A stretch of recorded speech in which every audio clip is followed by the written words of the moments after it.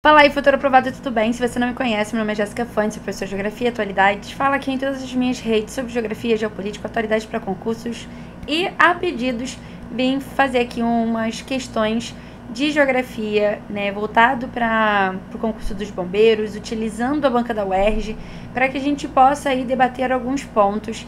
Então, se você gostou e se você tem alguma ideia a mais de exercícios, de temas que eu possa trazer aqui para vocês, só deixar aqui nos comentários, deixar o seu feedback, porque é muito importante para mim. Já vou pedindo aí o like de vocês, o seguir no canal, enviar esse vídeo para alguém, porque ajuda muito a prof a crescer aqui no YouTube. Show, gente! E é o seguinte, hoje eu trouxe especificamente um tema que é a geografia do estado do Rio de Janeiro, que só a prova da UERJ particularmente tem como forte, tá? Então, assim, a gente tem toda a parte de geografia, né? A UERJ tem uma parte geopolítica muito pesada também, importante.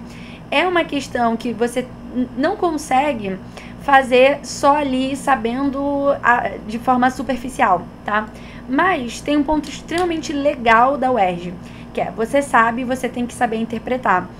Então, se aquela pessoa, ela somente memorizou aquele assunto, ela não vai conseguir fazer aquela questão direito, porque você precisa pensar.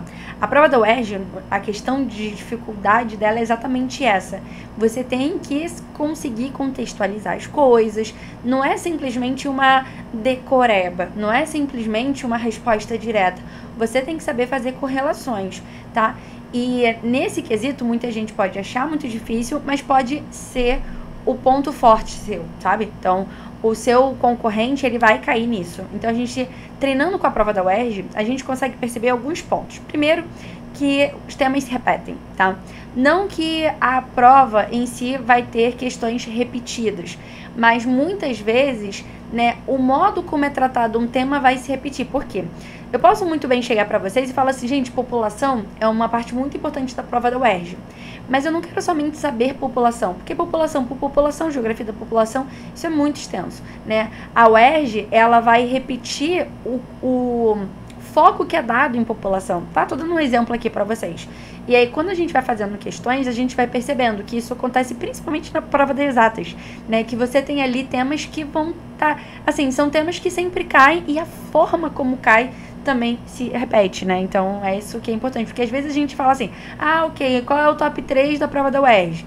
Aí você vai lá, tá, mas o que isso adianta se você não sabe como cai? E a prova da UERJ, ela acaba tabelando isso pra gente, né? Ela, por mais que ela seja complicadinha, ela dá a maneira como a gente tem que estudar, tá? Isso, pouquíssimas provas fazem isso pra gente, tá? Eu mesma já fiz a prova da UERJ várias vezes, quando eu tinha estudando pro vestibular. E assim, foram estudando com as questões que eu consegui ali pegar o meu A, consegui passar para a UERJ, tá? Então é importante aí a gente tá sempre fazendo questões. E, né, eu não vou aqui colocar para vocês teoria, eu vou pegar a teoria do tópico, né? Eu vou trazer as questões que aí a gente pode ir discutindo e prevendo coisas para o futuro, tá bom? Bem, aqui falei para vocês que hoje seria geografia do estado do Rio de Janeiro, né? Acabei pegando duas questões meio aleatórias. Peguei uma questão de exame discursivo e transformei em questão de exame objetivo para vocês, tá? Porque eu gostei. Eu não sei exatamente se vai ser nessa aula, mas eu tô fazendo isso em vários materiais. Então, eu peguei questões discursivas e transformei elas em objetivos, então elas estão meio adaptadas, tá? Mas é bom pra gente ir treinando e principalmente o modelo de como a UERJ pede geografia do estado do Rio de Janeiro. E aí ele vem falando assim, ó, Rio, cidade dos túneis. E aí, ok que eu coloquei geografia do estado do Rio de Janeiro, ou geografia do Rio de Janeiro, mas é sempre foco na cidade do Rio de Janeiro, obviamente, tá? Então ele vai falando aqui os principais túneis que a gente tem. Então, de fato, nós temos muitos túneis, né? Então aqui na parte litorânea, então São Cristóvão, Maracanã, Flamengo, Botafogo, todos esses vão passar por túneis. Eles vêm mostrando aqui pra gente, né? O André Rebouças, Engenheiro Raimundo de Paula Soares, o Anjo, Túnel Rio 450, Santa Bárbara, Nova Rosa. Tá, ele apresentou pra gente um gráfico e um mapa, tá? A UERJ faz bastante isso. Ela nunca deixa pra gente sem nada, tá? Ela sempre traz uma imagem pra gente contextualizar. Então, quando a gente tem imagens, a gente tem textos não verbais, né, como as imagens e até mesmo os mapas, né, mesmo que não tenha ali um texto associado, né? Ele traz alguma informação pra gente, tá? Então isso aqui é muito importante. Explique o elevado número de túneis na cidade do Rio de Janeiro com base em uma característica própria do espaço carioca. Tá, então como eu falei, essa aqui era uma questão discursiva, então ele pedia para vocês, né, explicarem o elevado número de túneis, por que a gente tem vários túneis. E um ponto importante que a gente tem que saber é a própria história, né, da construção do espaço geográfico do Rio de Janeiro. Né? O Rio de Janeiro, ele de uma certa maneira, ele só vai ganhar, né, um apelo populacional e de construção de espaço ali no século XVIII, né, quando se torna capital política do Brasil. Né? Então, em 1763, a gente tem, né, a saída da capital de Salvador para o Rio de Janeiro, e essa saída, ela tem um motivo, que é o fato da gente estar, né, com o ciclo do ouro, e eu preciso escoar esse ouro, e esse ouro vai ser escoado pelo Rio de Janeiro. Então, né, com essa condição política, a gente vai fazer com que o Rio de Janeiro ele tenha uma atração populacional muito grande, tá? Principalmente por causa de todo o contexto do ciclo aurífero. Só que tem um ponto extremamente importante. O espaço geográfico, o espaço físico do Rio de Janeiro, ele não é um espaço que está ali para conseguir conceber toda aquela população que vai estar chegando. A gente tem que pensar que o espaço físico do Rio de Janeiro, da cidade do Rio de Janeiro, é um espaço físico muito limitado, porque basicamente a gente tem o mar, a gente tem a planície costeira, né, os tabuleiros costeiros, que é de uma certa maneira curto, e a gente tem os planaltos, o Planalto Atlântico Sudeste. Então, basicamente, a parte mais reta para se viver, que é a planície, ela é muito pequena, né? E a gente vai ter uma população que vem chegando. E a gente tem um espaço que marcadamente tem muitos morros, muitas serras, tá dentro de um contexto geológico. E aí, muitas vezes, eu não tenho dentro dessa, até mesmo dentro dessa planície, eu não tenho, assim, durante muito, em termos físicos, né? Eu não tenho conexões. As conexões, elas não são homogêneas. Então, muitas vezes eu tenho uma planície, mas no meio dessa planície eu vou ter o quê? Eu vou ter algum morro, eu vou ter algum planalto, por menor que ele seja, alguma serra. E aí, como que eu vou fazer as conexões entre essas áreas que são importantes, que são áreas de planície, são áreas, né, povoadas? Eu construo túneis, tá?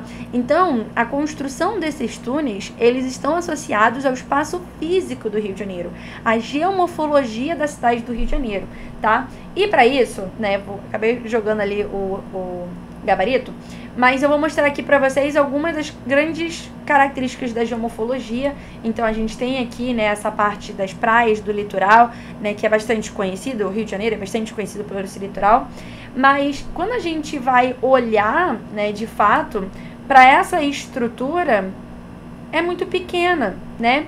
Então, basicamente, o estado do Rio de Janeiro, ele é marcado por serras, tá? Então, Serra da Mantiqueira, Serra da Bocanha, tá? Então, é marcado por serras. Então, é por isso que, muitas vezes, né, as conexões, elas precisam ser feitas por meio de túneis, tá? Aqui mostrando, por exemplo, um modelo digital de terreno, onde eu possa olhar essa hipossometria, olhar esse relevo da região metropolitana, né? Aqui eu tenho o Rio de Janeiro, né? A cidade do Rio de Janeiro. Toda essa parte aqui verde, elas são partes altas, de relevo muito mais alto.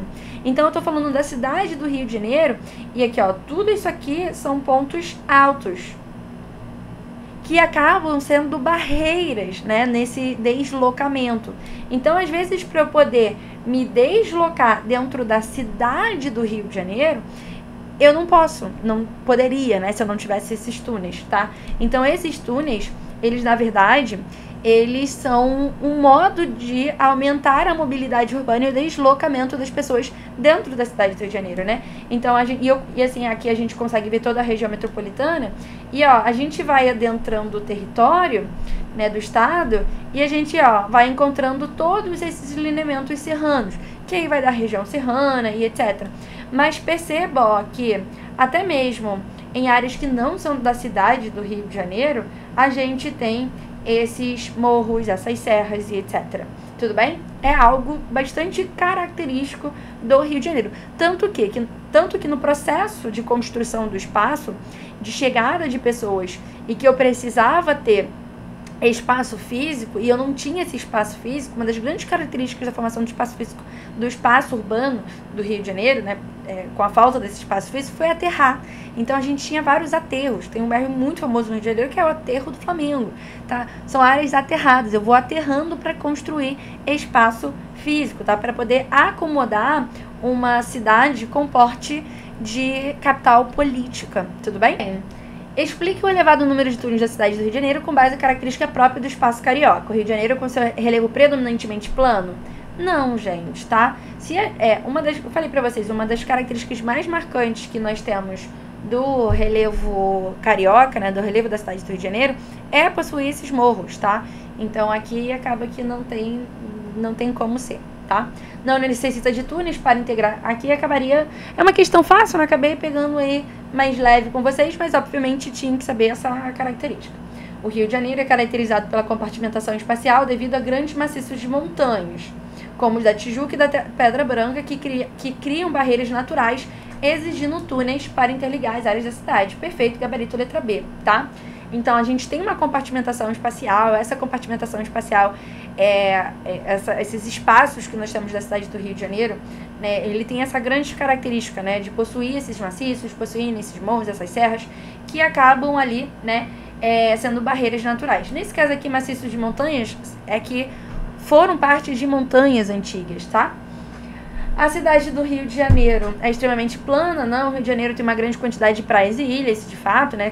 Principalmente quando a gente olha para o estado do Rio de Janeiro, o que torna necessário o uso de túneis subaquáticos. Também não tem nada a ver aqui. O elevado número de túneis na cidade do Rio de Janeiro é resultado da alta demanda por transportes públicos. E aí, nesse quesito, acho que vocês poderiam ficar em dúvida, obviamente, tá? Existe uma alta demanda por transportes públicos, mas a questão de ter túneis, muito túneis, não é associada especificamente a essa demanda, tá? Porque essa alta demanda poderia ser suprida por outros fatores, tá? Sendo as construções subterrâneas a única opção viável para aliviar o tráfego urbano. Também não, tá bom? Então, de fato, aqui, gabarito letra B, espero que vocês tenham acertado. Gente, faz o seguinte, olhou para a questão, falou assim, meu Deus, não sei fazer... espera a minha explicação. Ou, se vocês quiserem, faz as questões primeiro e depois vem se vocês sabem fazer. E aí vem ver minhas explicações, tá? Coloquei somente 2 questões pra gente ir treinando ao longo do tempo, pra não ficar também muita coisa pra vocês. Espero aí que a gente eu espero que vocês tenham entendido, que a gente tenha feito aí uma boa revisão sobre geografia física, quais são as grandes características que nós temos, né? Aqui a gente vê a Baía de Guanabara, esses maciços, né? Aqui os lineamentos serranos, né, que vão circundando, na verdade, aqui a região metropolitana, tá? Lembrando que região metropolitana é um conjunto de municípios, tá? É um conjunto de municípios contíguos, ou seja, próximos geograficamente, que são ligados a uma cidade central, que no caso é o Rio de Janeiro, e que tem ali, que são integrados socioeconomicamente a essa cidade central por uma infraestrutura em comum, tais como infraestrutura de transporte, infraestrutura de energia e etc, tá? Aqui a gente tem a cidade de Niterói, que quando Rio de Janeiro era a capital federal, Niterói era a capital do estado, tá? No caso, a gente tinha o estado da Guanabara, mas Niterói ali... Por isso que Niterói é uma cidade média, mas ela é classificada como metrópole, tá? Nesse caso, porque tinha esse status político, perdeu esse status político quando a gente tem a transferência da capital do Rio de Janeiro para Brasília. E o Rio de Janeiro, então, é a cidade mais importante, era a capital e tal, vira a capital do estado do Rio de Janeiro, né? Inicialmente, a gente vai ter o Rio de Janeiro, a cidade do Rio de Janeiro, circunscrita ao estado do Rio de Janeiro, então a gente tinha o estado e a cidade como a mesma coisa, o estado da Guanabara e Niterói, mas em 1973 a gente tem a fusão do estado da Guanabara com o estado do Rio de Janeiro, e aí Niterói perde a função política e o Rio de Janeiro vira capital do estado do Rio de Janeiro, e é a cidade central, é uma metrópole nacional, né, ou seja, é uma metrópole que tem ali uma influência em todo o território brasileiro, e também uma grande cidade global, né, com o seu sua destacada função turística, cultural e etc, tá? Aqui vem mostrando pra gente uma imagem de satélite, tá? Falando sobre o teleférico do Alemão. Todo investimento do PAC é Programa de Aceleração do Crescimento, é um conjunto de investimentos feitos principalmente pelo Estado brasileiro, através do BNDES, para investir em obras de infraestrutura e desenvolvimento, né, social e econômico, principalmente na questão de infraestrutura urbana. Penha foi do Parque da Penha foi de aproximadamente 1 bilhão. Aí ele fala aqui sobre o teleférico do Alemão, Parque Xangai, Igreja da Penha, Vila Cruzeiro, Parque da Misericórdia, Morro do Alemão, Alvorada, Morro da Baiana. Então aqui vem falando a linha de complexo da Penha, linha do complexo do Alemão e como a gente teve a junção da infraestrutura de mobilidade. Essa é a ideia aqui que ele está trazendo pra gente, tá? Então, e aí a gente tá falando, por exemplo, da Penha e do Alemão, né? Do Alemão, conhecidamente, uma área favelizada. Na Penha, uma área bastante do subúrbio, periferizada, tá? Cuidado, gente, que quando a gente tá falando sobre...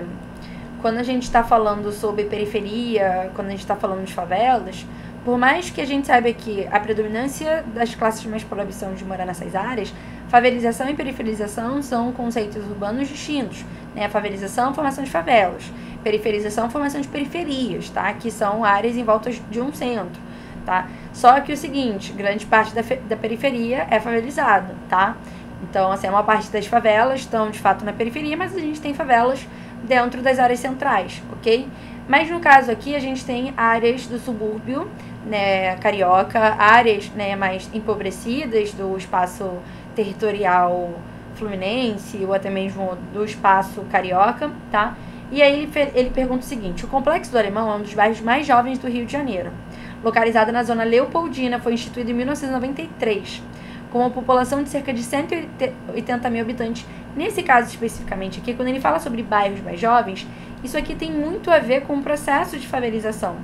Porque a favelização é um processo na qual eu vou ter a criação de áreas irregulares, onde o Estado ele vai atuar muito pouco, onde eu vou ter uma baixa atuação do Estado em termos de infraestrutura, né, de transporte, em infraestrutura de saneamento básico, em termos de segurança, de educação. Então, a favela são áreas irregulares, de ocupação irregular, e durante muito tempo a gente vai ter, né, a ausência do Estado. E aí, o que acontece? Em algum momento, com a densidade populacional, com as demandas que nós temos daquela área para com o resto, né, do espaço, aquilo vai ter que ter um olhar do Estado. E aí, esse olhar do Estado, ele vai garantir a transformação dessa área favelizada em uma área, né, que é dotada ali de legalidade.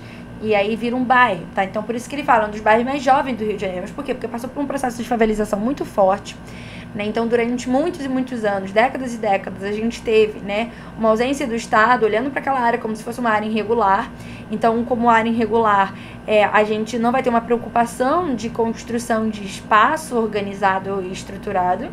E aí, no caso, uma hora, as demandas vão começar a serem bastante relevantes, muito grandes, principalmente em relação ao resto, né, do Rio de Janeiro.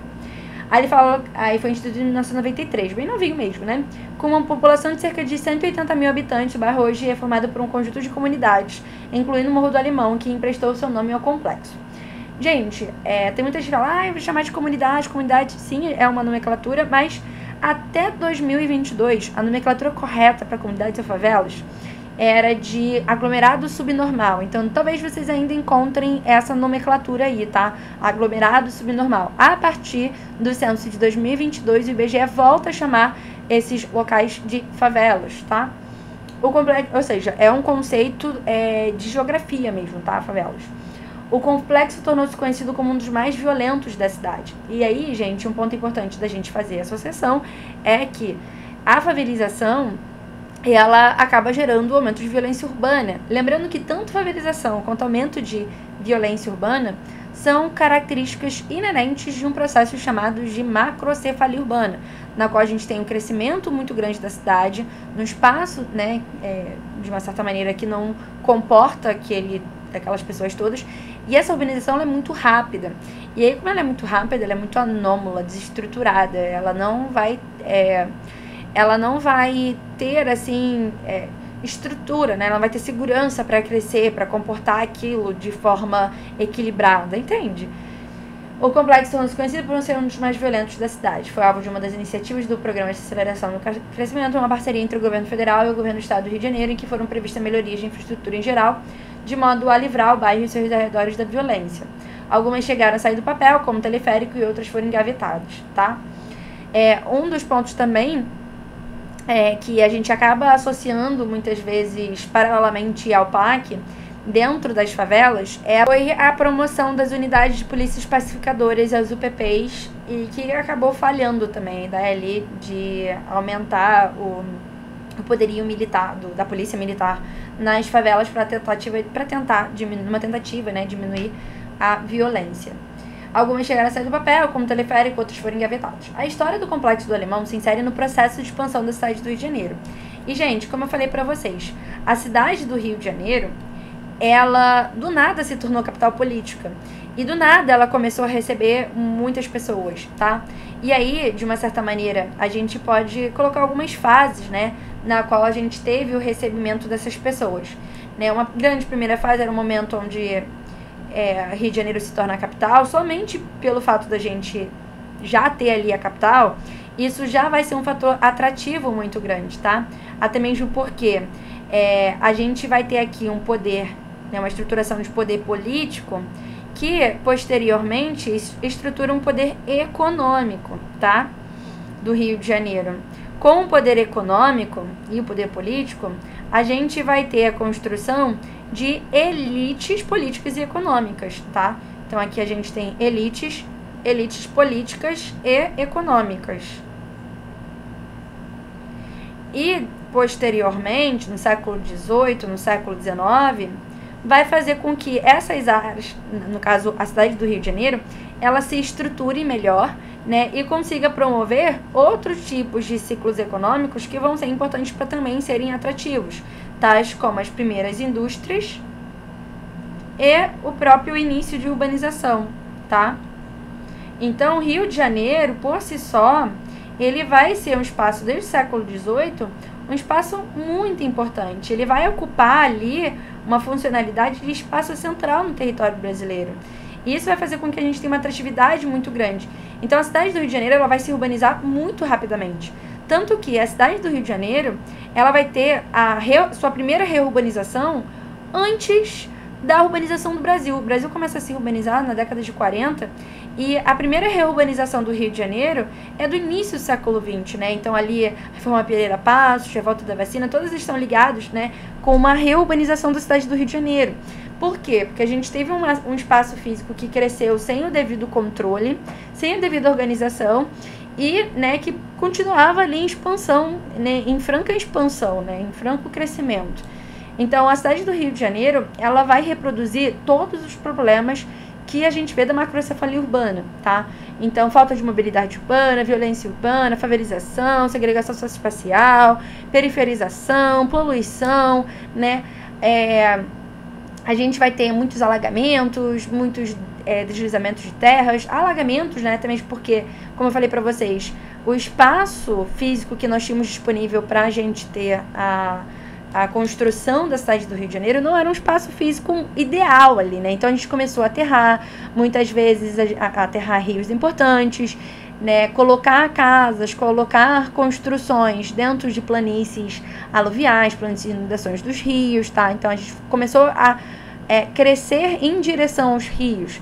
E aí, obviamente, né, a gente tem esses rios aumentando sua vazão em certo momento, né, principalmente no verão, e aí inundando. Então, inundações, enchente, alagamentos, né, é um constante problema que nós temos na cidade do Rio de Janeiro, tá?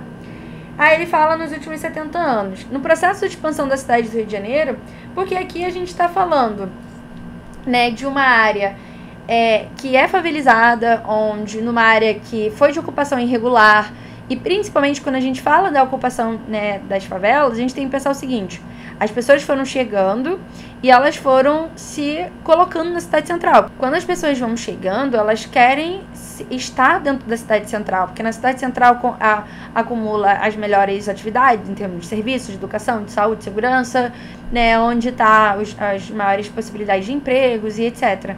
Só que, com a chegada das pessoas, com a estruturação da cidade central, né, a cidade central vai ficando cada vez mais cara. E aí a população ela não vai ter como pagar aquele acesso àquele sítio urbano, né? Então começa a sofrer aí uma segregação socioespacial. Mas eu quero estar próximo à cidade central. Então a gente começa a ocupar áreas irregulares da cidade central, tá? Para quem não vai para essas áreas irregulares da cidade central, essas pessoas elas vão começar a ocupar os arredores da cidade central, as periferias da cidade central, tá? E depois a gente ainda vai ter a formação de favelas nas periferias, ok? Então, nesse sentido aí que a gente precisa pensar essa construção. E foi muito rápido, principalmente quando a gente começa o processo de industrialização brasileira ali na década de 30, né? As grandes concentrações de indústrias serão no Rio de Janeiro, que já tinha indústrias desde o final do século XIX, e em São Paulo, tá? Fazendo com que, então, eu tenha maior atratividade em relação a fomento de empregos, né? As pessoas vão querer sair lá do campo e ir para a cidade, chegar na cidade do Rio de Janeiro. Então, a favelização e a periferização, ele tá, né, intrínseco a esse processo de expansão da cidade de Rio de Janeiro, que foi muito rápida, tá? E ele fala, nesse período, duas características desse processo foram limitação de ações sanitárias, integração de áreas suburbanas, precarização de moradias populares, ocupação de reservas ambientais. Especificamente, só teria uma aqui que não poderia ser, que é a integração de áreas suburbanas, tá? Então, a gente tem uma mobilidade urbana que é muito ruim no Rio de Janeiro. Mas limitação de ações sanitárias também não, acho que aqui não caberia. Mas precarização de moradias populares e ocupação de reservas ambientais. Mas, no caso, especificamente, a gente está falando do Complexo do Alemão, que é uma favela, tá? Então, a gente está falando aqui de precarização de moradias populares, tá? E aí, nos últimos 70 anos. Então, duas características. Precarização das moradias populares e inadequação das políticas públicas, tá? E, assim, foram políticas públicas extremamente ineficientes ou até mesmo ausentes, nulas, tá? E mesmo agora, como eu falei pra vocês, né? A gente tem aqui a questão do Programa de Aceleração do Crescimento, depois as UPPs, e ele ainda fala pra gente, né? Algumas chegaram a sair do papel, outras foram engavetadas. Então, ele traz pra gente uma ideia de que as políticas públicas para o Complexo do Alemão não foram eficientes, não deram certo, tá? Então, aqui, gabarito letra C. Aí, depois ele fala, suspensão de transportes ferroviários. Gente, não está associado especificamente à questão da formação do espaço geográfico da cidade do Rio de Janeiro e não tem uma relação com a estruturação da favelização do Complexo do Alemão. Ok, é isso. Então, duas questõezinhas aí pra gente destacar, né, e analisar alguns pontos sobre geografia física e geografia humana da cidade do Rio de Janeiro. Espero que vocês tenham gostado, aprendido. Vejo vocês numa próxima. Até mais.